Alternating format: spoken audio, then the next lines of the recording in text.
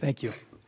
Regarding the calendar, just a few highlights. I'm going to pull up my notes here. So in terms of one of the challenges we ran into this year, we haven't had this in probably 10 or 12 years, is Easter and Passover are separate. So typically they're associated with the same spring break. That was one of the challenges we ran into. When I looked at, looking back at developing and including 3 snow days, to me, that's a responsible action to take because we have information about when we had to bring students in on President's Day in 2024, it was actually February 19th, we had about 87% of our students on site, which means 13% of them were out. That's dramatically larger absenteeism rate. Our absenteeism rate is typically anywhere between 97, 98, 99%, depends on your school. So you're looking at a difference of probably 700 to 800, almost 1,000 students. And that's just an unplanned, reclamation of a day. Additionally, we had 219 staff members out on that day. That is an abnormally large number of staff missing. And we already are doing on a normal day. On occasion, we're running double or triple runs if we have, absenteeisms in transportation. So my concern just looking forward is trying to be proactive with the inclusion of the additional snow days. In terms of some of the other times, we're really just looking at, and again, it was something I want to include, those November 8th Diwali Day, the Yom Kippur, we'll note that on there, the Eid, we will note on there.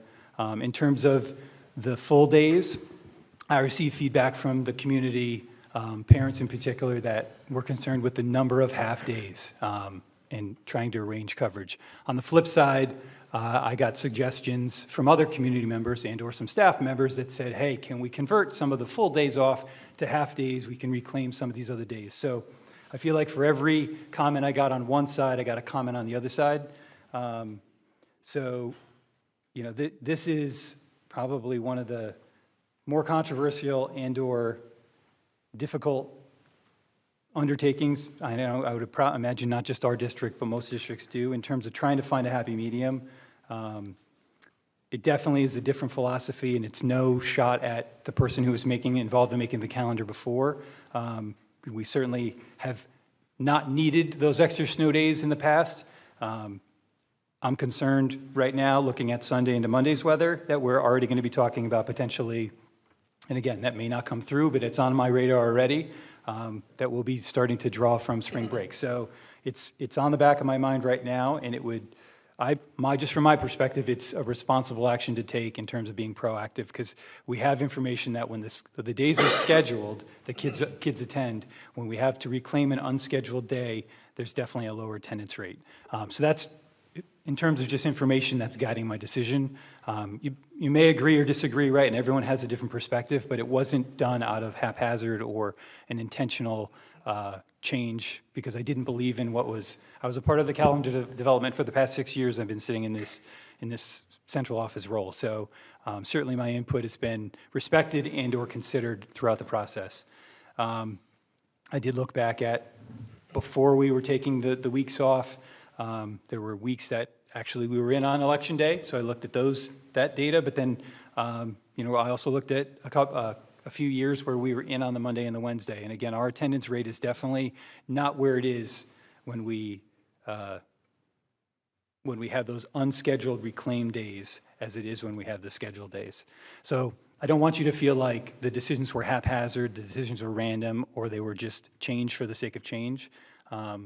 It was trying to be proactive, trying to think of the students in terms of them being in school, them being here on the days that are planned in advance. And when you add in those extra snow days, it certainly does stretch out the length of the calendar, and that's why it looks like we're starting a little early. Although Labor Day is extremely late this year, right? That's another factor. And then we have the locked-in graduation date now for June 25th. So it doesn't answer all of your questions, but I just want you to feel like I wasn't pressured to make the changes. I looked at it with a blank slate, and I used information to make some decisions. So Again, you may disagree with it, and again, I apologize for leaving those days off. We did work with our community to make sure the dates that we're recognizing are accurate, because sometimes we find multiple dates that could potentially be recognized. So we did leverage our community connections there, and we did notice one of the school times was transposed, so we'll also adjust. So Woodland School says 3:29 instead of 2:39, so those two were transposed. Again, there were a lot of eyes on this. It definitely is a different presentation as well. We got feedback about colors.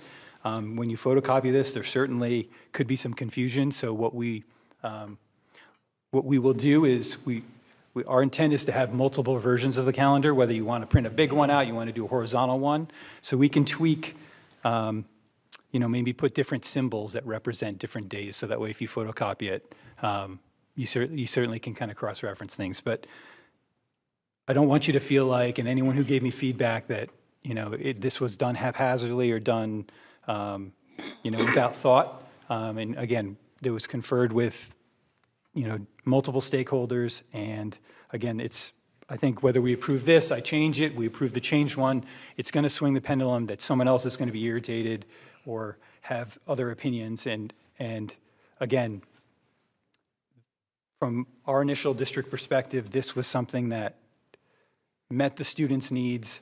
And again, I'm open for feedback.